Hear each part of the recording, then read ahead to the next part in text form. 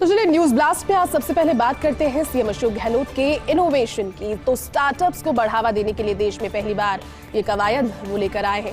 युवाओं के आइडियाज पर अब सरकार निवेश करने वाली है। अगर अच्छे आइडियाज आप देते हैं और सरकार को लगता है कि वो फ्यूचरिस्टिक है, आइडियाज अच्छे हैं, एंटरप्रेन्योरशिप के लिए बहुत अच्छे हैं और प्रदेश के रेवेन्यू के लिए बहुत अच्छे हैं, तो सरकार उन आइडियाज पर अब इन्वेस्ट भी करने वाली है। इनोवेशन सरकार की ओर से, सीएम अशोक गहलोत की ओर से इसकी बेहतरी इस तरह से हो पाएगी क्योंकि आइडिया पसंद अगर आता है तो बतौर इक्विटी 5 करोड़ तक इसमें निवेश होगा।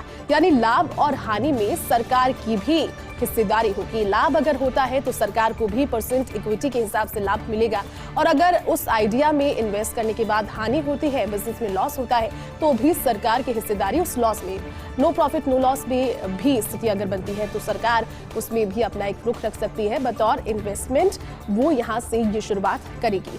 नए स्टार्टअप पॉलिसी में बड़ा प्रावधान भी जुड़ा है और ऐसे भी सभी युवाओं से सीधे मुख्यमंत्री संवाद करेंगे। बेहतर ये रहेगा क्योंकि इस युवाओं से जब 1-to-1 कनेक्ट स्थापित होगा, खुद सीएम अशोक गहलोत जब संवाद करेंगे, उनके आइडियाज को ग्रैब करेंगे, अच्छे लगेंगे तो उसमें इन्वेस्ट करेंगे, तो वहां पर भी कॉन्फिडेंस बढ़ेगा। जो युवा छोटी उम्र से ही बड़े बड़े इनोवेशंस करने लगते हैं। और जयपुर की अगर बात करें, प्रदेश के अलग अलग हिस्सों की अगर बात करें, तो यहाँ से जो बिजनेस क्लास लोग हैं, उनके अलावा भी मिडिल क्लास लोग, एमएसएमई व्यवसाय से जुड़े हुए लोग कई बार ऐसे इनोवेटिव आइडियाज बड़े मंचों पर जाकर भी, टेलीविजन शोज में जाकर भी बता चुके हैं, जिसके आधार पर आज कई करोड़ की कंपनी या फिर कई करोड़ का बिजनेस वो कर रहे हैं। और ऐसे में सरकार की कवायद, ये इनोवेशन कितना सार्थक साबित होता है, ये आने वाला समय बताएगा। लेकिन फिलहाल के लिए जो देखकर लगता है एक अच्छी पहल, क्योंकि सीएम अशोक गहलोत का सीधा 1-to-1 संवाद उन युवाओं से खास तौर पर, और युवाओं के लिए बजट है, युवाओं के लिए सरकार की बात वो कहते हैं कि सरकार आने वाले समय में युवाओं के हाथों में होगी, वो देश के भविष्य होते हैं।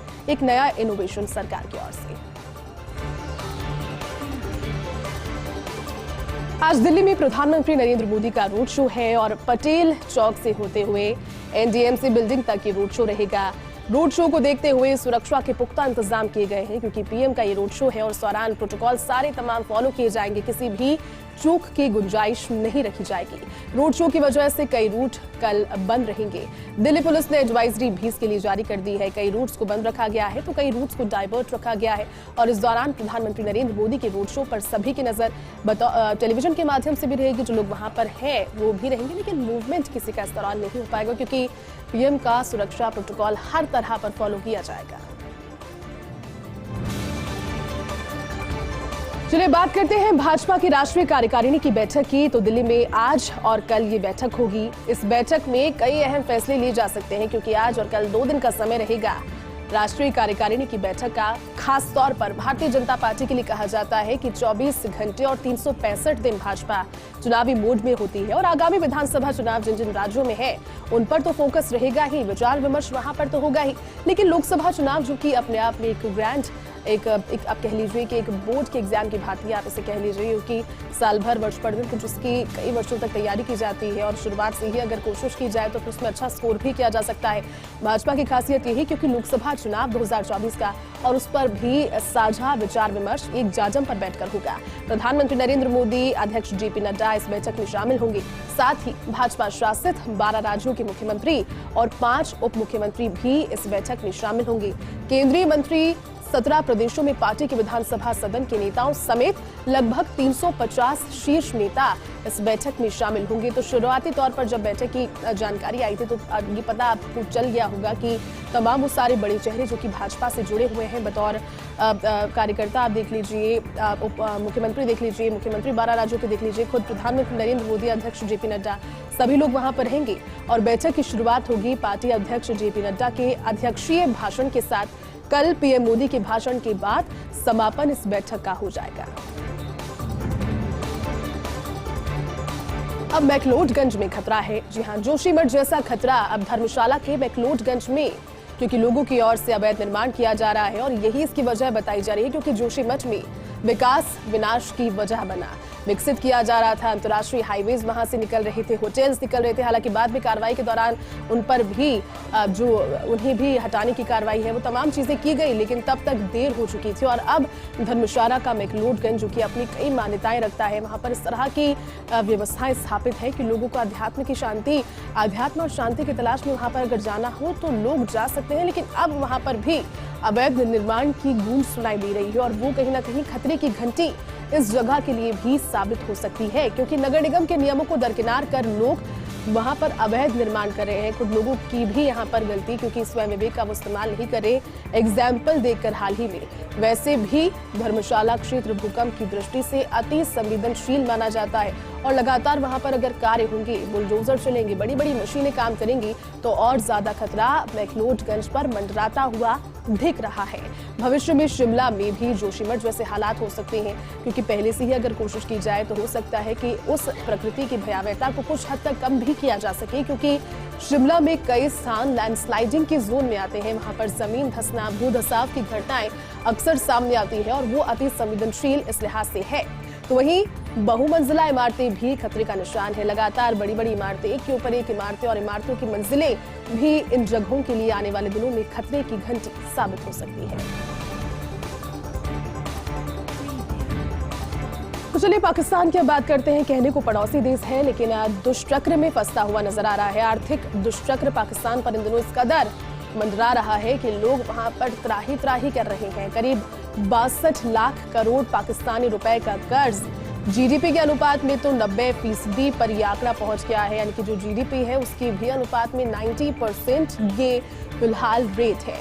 विदेशी मुद्रा भंडार बचा हुआ है मात्र 4.3 अरब डॉलर। पूरा देश है और उसका विदेशी मुद्रा भंडार किसी भी एक जिले से भी कम है, यानी कि जिलेवार आप देख लीजिए या फिर एक बहुत छोटा राज्य है उससे भी बेहद कम। 4.3 अरब डॉलर ही विदेशी मुद्रा भंडार पाकिस्तान पूरे के लिए बचा है और इसे मात्र 3 हफ्ते ही जारी रह सकता है। आयात अगर देखा जाए तो सिर्फ और सिर्फ 3 हफ्ते यानी कि 21 दिन तक ही ज्यादा से ज्यादा ये जारी रह सकता है। विदेशी मुद्रा संकट के कारण जरूरी सामग्री आयात नहीं हो पा रही। जो लोग गरीब हैं वो तो खाने पीने के बारे में सोच भी नहीं सकते, क्योंकि इतने ज्यादा प्राइसेस वहां पर सिर्फ खाने पीने की वस्तुओं के लिए नहीं बल्कि ईंधन को देख लीजिए, आप आटे दाल के भाव देख लीजिए, वहां पर इतने ज्यादा हाई रेट्स हैं कि अमीर आदमी तो फिर भी अपना पेट शुरुआत के दिनों में भर लेगा, जब तक वो सामान भी जो कि आयात किया गया है, निर्यात किया जाना है, वो खत्म नहीं हो जाता। लेकिन जो गरीब तबका है, जो मिडिल क्लास तबका है, वो भूखे सोने की नौबत पर इन दिनों खड़ा है। फ्यूज प्राइस बढ़ाने की भी शर्त को नहीं माना। दुष्चक्र आर्थिक फैला हुआ इस कदर है कि IMF ने भी कर्ज रोक दिया है पाकिस्तान के लिए और आगामी चुनावों के चलते कीमतें बढ़ाने से शहबाज सरकार बच रही है। कुल मिलाकर के देखा जाए तो चारों ओर से, जहों ओर से पाकिस्तान इन दिनों आर्थिक दुष्चक्र, अपने ही लोगों की नाराजगी, सेना के लोगों पर दमन के दंश को झेल रहा है। प्रदेश के जलाशयों की इस बार रौनक फीकी नजर आ रही है, क्योंकि प्रवासी पक्षियों की संख्या लगातार घट रही है।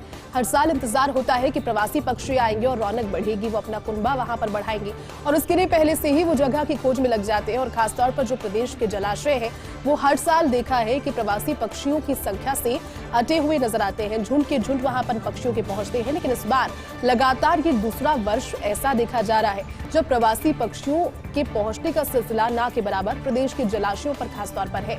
दरअसल रूस, मंगोलिया, चीन, यूरोप, अफ्रीकी महाद्वीप से ये पक्षी वहां पर पहुंचते हैं।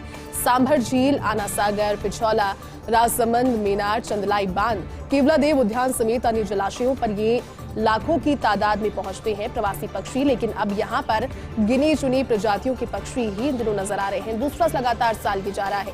सांभर में 32 प्रजातियां रिकॉर्ड है, जबकि पहले 150 प्रजातियों के पक्षी आते थे और ये बहुत बड़ी गिरावट, क्योंकि अभी 32 प्रजाति वहां पर रिकॉर्ड है, जो कि घटकर हुई है 150 से। भौगोलिक परिस्थितियां और जलवायु परिवर्तन इसका सबसे बड़ा कारण बताया जा रहा है, जिस वजह से पक्षी भी अब यहाँ पर इतना विचरण करने में कतराते हुए नजर आ रहे हैं। तो प्रदेश में पारे का जोश हाई है। माउंट आबू, फतेहपुर और जोबनेर में सर्दी रोज अपने ही रिकॉर्ड तोड़ रही है। माउंट आबू में तापमान -5 डिग्री दर्ज हुआ, तो जोबनेर में तापमान 4.2 डिग्री दर्ज किया गया। माइनस में -4.2 डिग्री तापमान जोबनेर में दर्ज किया गया। फतेहपुर में तापमान -3.7 डिग्री दर्ज किया गया। 3.7 डिग्री वो भी माइनस में होना आप समझ सकते हैं कि हाथ कपाने वाली सर्दी यहाँ पर लोगों को व्यथित करती हुई, आम जनता को प्रभावित करते हुए खुले तौर पर नजर आ रही है। कड़ाके की सर्दी और ठिठुरन से लोगों की दिनचर्या प्रभावित हुई है। तो छोटे बच्चे भी, क्योंकि अब स्कूल वहां पर खुल चुके हैं। हर जगह में 15 तारीख तक की मियाद थी स्कूल सर्दी की वजह से बंद रखने की, लेकिन अब स्कूली बच्चों को भी दिक्कतों का सामना, क्योंकि सुबह सुबह धूप खिलने से पहले स्कूल जाते हैं। तो दिनचर्या और रूटीन पूरी तरह से इस तेज सर्दी की वजह से प्रभावित लोगों का हुआ। गणतंत्र दिवस पर बड़ी आतंकी हमले का अलर्ट। जानकार सूत्रों के हवाले से बड़ी खबर है। आतंकियों के टारगेट पर देश के कई बड़े शहर हैं। ये खुफिया इनपुट के आधार पर पंजाब से दिल्ली तक बड़ी आतंकी साजिश का इनपुट है। आईएसआई ने डॉन दाऊद के गुर्गों की मदद इस बार ली है, ये भी जानकारी सामने आई। और भारत में G20 समिट पर भी आतंकी निशाने पर इसको रख सकते हैं, क्योंकि सुरक्षा के इंतजाम फिर उस तरह से किए जाएंगे। G20 समिट के दौरान साइबर अटैक का अलर्ट भी जारी किया गया है, क्योंकि जो साइबर अटैकर्स हैं, साइबर ठग हैं, वो भी इस पर निगाहें गड़ाए बैठे हैं। आतंकी संगठन और आईएसआई करवा सकते हैं आतंकी हमले। रोहिंग्या के जरिए आईडी ब्लास्ट की भी साजिश रची जा सकती है।